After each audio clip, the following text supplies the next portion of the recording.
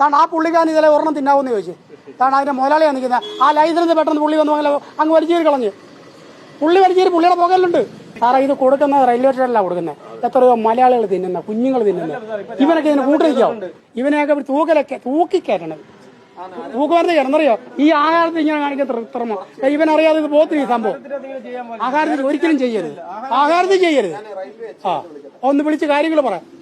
കാര്യം കണ്ടം നിർത്താൻ ഞാൻ ഏത് കോടതി കയറി പറയാനും ഈ പറഞ്ഞ പോലെ പറയാൻ ഞാൻ നല്ല ചങ്കൂറ്റുണ്ട് എനിക്ക്.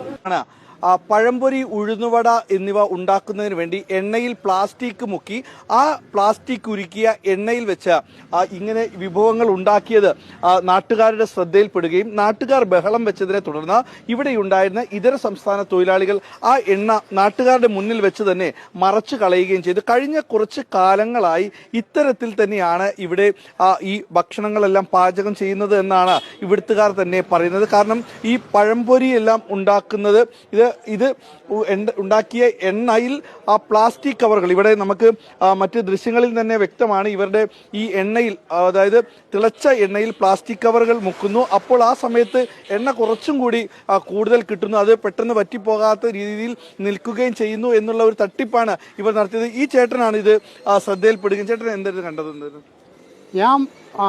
എനിക്ക് ഓടമുള്ള ഞാൻ മുമ്പേ കുറച്ച് പറഞ്ഞു. എനിക്ക് എഫ്സയിലാണ് ജോലി. എൻ്റെ വീട് മാവേലിക്കരയാണ്. ഞാൻ ഈ സൈഡ് ചേർന്ന് വന്നു കഴിഞ്ഞപ്പോൾ ഇവന്മാർ പ്ലാസ്റ്റിക് കവർ എടുത്ത് ഇതിനകത്ത് അരിപ്പയ്ക്കകത്ത് താത്ത് വെക്കുന്നത്. അപ്പം ഞാനിങ്ങനെ എത്തി നോക്കിയപ്പം എണ്ണയ്ക്കകത്ത് എണ്ണ തിളച്ചുകൊണ്ടിരിക്കുകയാണ്. ആ എണ്ണയ്ക്കകത്ത് പ്ലാസ്റ്റിക് കവർ ഉരുക്കിക്കൊണ്ടിരിക്കുക. അപ്പോൾ ഒന്ന് വേറെ 2 യാത്രക്കാരെ വിളിച്ച് കാണിച്ചിട്ടുണ്ടെങ്കിൽ അത് ഞങ്ങൾ സംസാരിച്ച് സംസാരിച്ച് ഇത് കൊല്ലം റെയിൽവേ സ്റ്റേഷനിൽ കൊടുക്കേണ്ട ഇത്. ഇവന്മാർ പെട്ടെന്ന് എന്താ പറയുക, ഇത് ഈ എണ്ണ എടുത്ത് കൊണ്ട് കളഞ്ഞവിടെ. ആ എണ്ണ കൊണ്ട് കളഞ്ഞതിൻ്റെ ആ എണ്ണയ്ക്കകത്ത് പ്ലാസ്റ്റിക് കവർ കിടക്കുന്നത്. ഹെൽത്തിനെ വിളിച്ചിട്ടുണ്ട്, പോലീസുകാർ വന്നിട്ടുണ്ട്.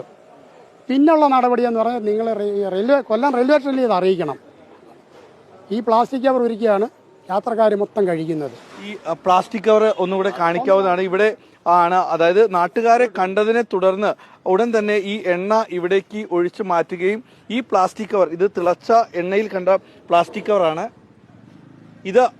ഇതാണ് ആ എണ്ണയിൽ ഇട്ടിരുന്നത്. ഇത്തരത്തിലുള്ള നിരവധി പ്ലാസ്റ്റിക് കവറുകൾ അവിടെ നിന്ന് കണ്ടെത്തുകയും ചെയ്യും. ഇത്രയൊക്കെ കഴിച്ചു കഴിഞ്ഞാൽ ക്യാൻസർ വരില്ലേ? പിന്നെ തീർച്ചയായിട്ടും ഒരു സംശയമില്ലല്ലോ ആ കാര്യത്തിൽ.